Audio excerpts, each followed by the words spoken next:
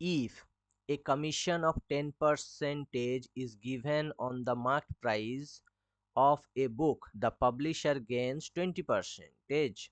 If the commission is increased to 20%, the gain percentage is বলেছে একটি দোকানদার কোনো বইয়ের উপর চিহ্নিত মূল্যের উপর 10% কমিশন দেয়, তাহলে সে 20% লাভ করে। যদি কমিশন 20% বৃদ্ধি করা হয় তাহলে লাভের শতাংশ কত হবে?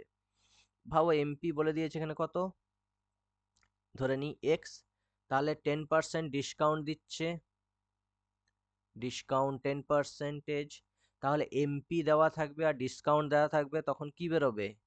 এসপি বেরোবে। কত? 10% ডিসকাউন্ট দেওয়া হলো মানে 90, দিয়ে সে লাভ করছে 20%, মানে সিপি ছিল কত? 90 ইন্টু 100 বাই গেন বলেছে, তাহলে 120 লিখবো। 9 3 3 9, 3 4 4 দিয়ে 25, 25 3 75, মানে ক্রয় মূল্য সেই বইটার 75।